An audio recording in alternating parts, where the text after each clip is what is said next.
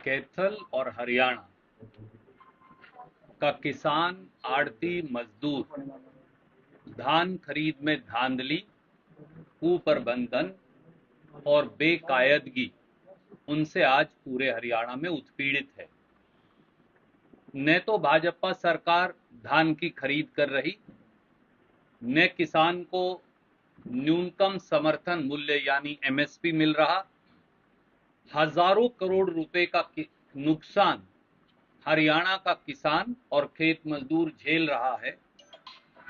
3100 रुपए प्रति क्विंटल 8 अक्टूबर के बाद धान की खरीद का वादा मौजूदा मुख्यमंत्री श्रीमान नायब सैनी ने किया था, इसीलिए मैंने उनका वीडियो पहले आपको दिखाया और इसकी मैं एक प्रतिलिपि आपको भेज रहा हूं। पर आज पूर्व घोषित 2320 रुपए प्रति क्विंटल का एमएसपी भी नहीं मिल रहा और किसान 2000 और 2100 रुपए प्रति क्विंटल पर कैथल सहित पूरी मंडियों के अंदर आज धान बेचने को, लूटने और पिटने को मजबूर है। यही नहीं, जो 1509 किस्म का सुपीरियर क्वालिटी का धान है वो पिछले साल के मुकाबले में 500 से 600 रुपए प्रति क्विंटल कम बिक रहा है। 2700 और 2800 रुपए प्रति क्विंटल पे पिछले साल 3300 और 3400 रुपए प्रति क्विंटल बिका था। भाजपा सरकार की धांधली, कुप्रबंधन और बेकायदगी, मैं तीनों शब्द सोच समझकर इस्तेमाल कर रहा हूं। उसके 3 पहलू हैं। पहला, पीआर धान एमएसपी से 150 से 200 रुपया प्रति क्विंटल कम बिक रहा है। बीजेपी सरकार ने, जैसा आपने देखा, वायदा किया था कि 8 अक्टूबर के बाद हरियाणा में धान की फसल का 3100 रुपए प्रति क्विंटल एमएसपी मिलेगा। मैंने आपको मौजूदा मुख्यमंत्री का बाकायदा वीडियो दिखाया जो वायदा सार्वजनिक तौर से किया गया था। पर कैथल सहित पूरे हरियाणा में धान 2100 रुपए से 2200 रुपए प्रति क्विंटल के बीच में बिका है। 50% से ज्यादा धान की फसल बाजार में आ चुकी और बिक चुकी। सबसे ज्यादा नुकसान मोटी परमल किस्म के पीआर धान में हुआ है। किसान हताश है, आड़ती मजबूर है और मजदूर बेजार है, परंतु कोई सुनने वाला नहीं। सरकार चैन की बंसी बजा रही है और मंत्री और मंत्रिमंडल के महकमों की मलाईदार बंटवारे का खेल खेल रही है। क्या श्रीमान नायब सैनी बताएंगे कि, 2 सीधे सवाल हैं। नंबर 1, क्या हरियाणा के पीआर उत्पादक किसान को 3100 रुपए प्रति क्विंटल का भाव मिलेगा, जैसा 8 अक्टूबर के बाद देने का बीजेपी ने चुनाव में वादा किया था? और जो किसान 2100 और 2200 रुपए पे अपना धान बेच चुका, क्या उसको उसके फार्म 17 के आधार पर 3100 और 2100 के बीच का डिफरेंस जो है वो सरकार उसके खाते में जमा करवाएगी? दूसरी बात, 10 दिन या उससे भी अधिक से अधिकतर मंडियों में कैथल सहित उठान नहीं हो रहा, किसान का भुगतान नहीं हो रहा, आड़ती को आड़त नहीं मिल रही। आप बाहर जाकर देख लीजिए, आज कैथल की अनाज मंडी और चारों तरफ की सड़कों पर पांव धरने की जगह नहीं। यही नहीं, मैं आपको एक बहुत 3 चौंकाने वाली फोटो दिखाना चाहूंगा और वो ये दर्शाती है कि राष्ट्रीय राजमार्ग NH 65 अब धान डालने की जगह बन चुका है। ये देखिए, ये अभी 1 घंटा पहले की पेहवा और कैथल के बीच में राष्ट्रीय राजमार्ग NH 65 की फोटो है। मैं आपको भेज भी रहा हूं, आपको यहाँ बाकायदा बोर्ड भी दिख रहे हैं NH 65 के। ये परिस्थिति है, पूरे NH 65 के ऊपर धान पड़ा है। अब नेशनल हाईवे पर भी धान डालने की नौबत आ गई और 10 दिन से मंडी में उठान नहीं हुआ। जब तक उठान नहीं होगा गेट पास नहीं मिलेगा, गेट पास नहीं मिलेगा पेमेंट नहीं आएगी, पेमेंट नहीं आएगी किसान को भुगतान नहीं होगा और ना ही आड़ती को आड़त मिलेगी। ये हाल कैथल मंडी का भी है, ये हाल राजौंद मंडी का भी है, ये हाल धान मंडी का भी है, ये हाल पुंडरी मंडी का भी है। ये हाल गुलाचीका मंडी का भी है और ये हाल पूरे हरियाणा की मंडियों का आज है। वो यमुनानगर हो, वो अम्बाड़ा हो, वो करनाल हो, वो कुरुक्षेत्र हो, वो दूसरे इलाके हो, यहाँ तक कि लाडवा मंडी जिन्होंने मुख्यमंत्री नायब सैनी जी को चुना, वहां भी यही हालत है। थानेसर मंडी जिन्होंने कुरुक्षेत्र जिले में नायब सैनी जी को चुना, उनकी भी यही हालत है। किसान त्राहिमाम है, आड़ती मजबूर है, मजदूर बेजार है और सरकार मौज कर रही है। तीसरा पहलू और वो है आड़ती पर जो पड़ रही कटौती की मार पिछले सीजन की, और आड़ती को जो आड़त नहीं मिल रही। पिछला जो सीजन था गेहूं का, उसकी हरियाणा भर में मंडी के आड़तियों पर 150 करोड़ रुपए से अधिक की कटौती की मार पड़ी।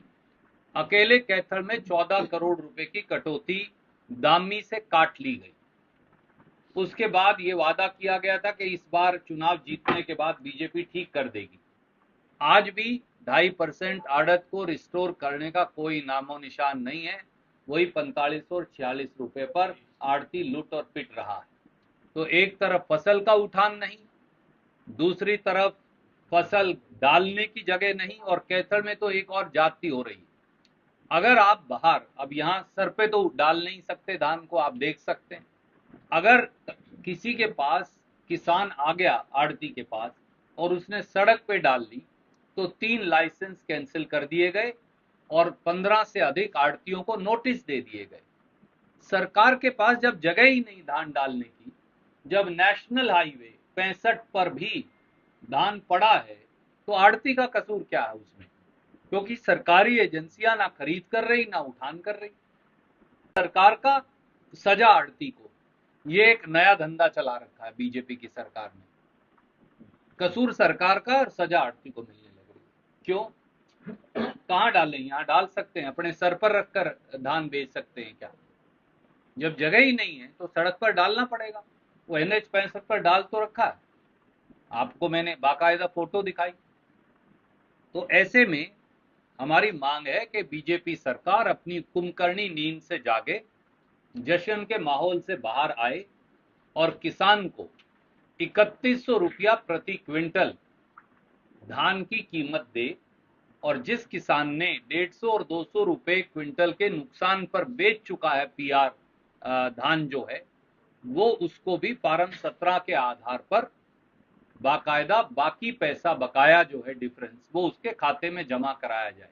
आड़ती की 2.5% आड़त रिस्टोर हो और पूरे हरियाणा में कहीं भी अगर धान डालने की जरूरत हो तो बाकायदा सड़कों का ट्रैफिक अगर बंद करना पड़े एक तरफ का, तो उसे बंद करके उसे टेम्परेरी फंड और मार्केट कमेटी घोषित किया जाए।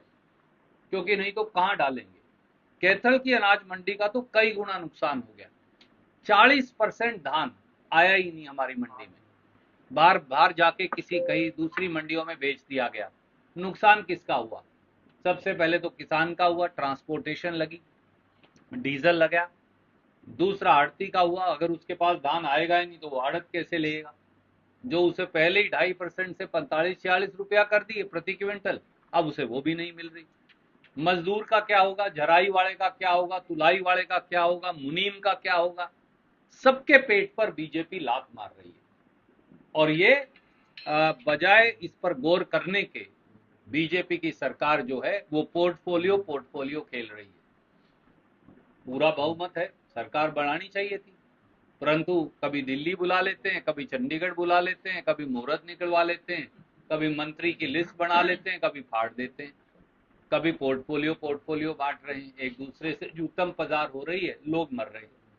तो हमारा ये कहना है कि भाजपा जान ले कि चुनाव जीतने का मतलब ये नहीं है कि वो किसान, आड़ती और मजदूर का शोषण कर सके।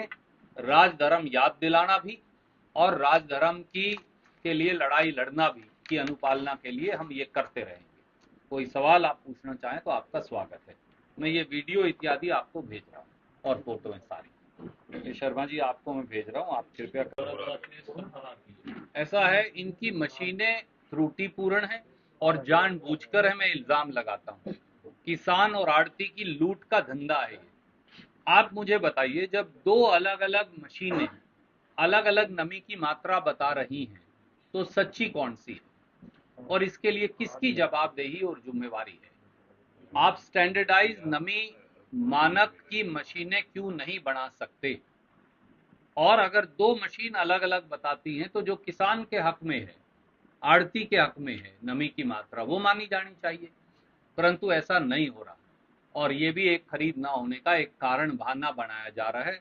आइडिया केवल ये है, ये चाहते हैं कि किसान की फसल एमएसपी पर भी ना बिके 2320 के, और ये उसे 2000 और 2100 रुपए बिकवाकर ये धांधली कर रहे हैं। एक बहुत बड़ा घोटाला है, हजारों करोड़ का, जो हरियाणा के किसान के साथ हो रहा है।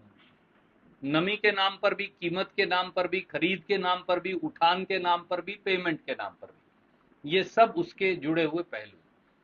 तो रणदीप जी, अब किसान कहाँ जाए? कल लीलाराम का भी बयान आया था कि जो किसान है वो आदित्य सुरजेवाला के पास पहुंचे तो उन्होंने कहा कि पापा नहीं है, तो उनके ऐसा है, पापा आएंगे। लीलाराम जी चुनाव हार गए, वो ये बात पचा नहीं पा रहे। मैं उनसे आग्रह करूंगा कि हार को स्वीकार करना चाहिए। जब मैं चुनाव हारा था केवल 567 वोट से, मैंने सर झुकाकर जनता का जनादेश माना था। वो कैथल के लोगों को कितनी बार और अपमानित करेंगे? वैसे भी अब उनकी रिटायरमेंट का समय आ चुका है, तो इसलिए लोगों को अपमानित, जनादेश को अपमानित करना बंद करें, और लड़ाई लड़नी है तो जाकर नायब सैनी जी से लड़ें। खरीद किसने करनी है? सरकार ने करनी है कि कांग्रेस पार्टी ने करनी है? लोगों ने जिनको जनादेश दिया है, अगर कांग्रेस की सरकार होती, लोग पूरे हरियाणा में कांग्रेस की सरकार चुनते तो 3 दिन में मंडी का उठान हो जाता। मैंने वादा किया था, आदित्य सुरजेवाला ने वादा किया था, वो वादा पूरा होता। आज भी उनकी आवाज बनकर किसानों की आवाज उठाने का काम हम सबका है। मेरा बतौर सांसद के, आदित्य सुरजेवाला का बतौर विधायक के, और हम सारे साथियों का, कांग्रेस के जागरूक सिपाहियों। ये मत समझे चुनाव में जीत और हार चलती रहेगी। चुनाव में हार गया था तो हमने लोगों की आवाज उठानी बंद नहीं की। आज अगर हम चुनाव जीते हैं और विपक्ष में हैं, तो एक जिम्मेवार विपक्ष की सजग भूमिका निभाएंगे। अगर वो ये समझते हैं कि वो मखौल उड़ाकर, लोगों के जनादेश का मजाक उड़ाकर, कैथल के लोगों को अपमानित करके लीलाराम अपनी हार को पचा लेंगे, तो वो गलत फहमी के शिकार हैं। तो किसान कहाँ जाए? किसान दोनों तरफ किसान को न्याय देना पड़ेगा। बीजेपी की सरकार को, मैंने इसीलिए आपको पहले वीडियो दिखाया, जो व्यक्ति मुख्यमंत्री चुना गया है, उस व्यक्ति ने वादा किया था वोट लेने से पहले कि 3100 रुपया प्रति क्विंटल किसान को फसल की कीमत मिलेगी। हमारा काम है एक सजग विपक्ष के तौर पर सरकार के कान, आंख और नाक खोल के रखना। तो हम ये कह रहे हैं 3100 रुपया प्रति क्विंटल दीजिए। जिस किसान को 2320 भी नहीं मिला, उसका जो डिफरेंस है 3100 में से 2170, 2150, 2100 जो मिला, वो उसे दीजिए और आड़ती की आड़त दीजिए और उठान करवाइए।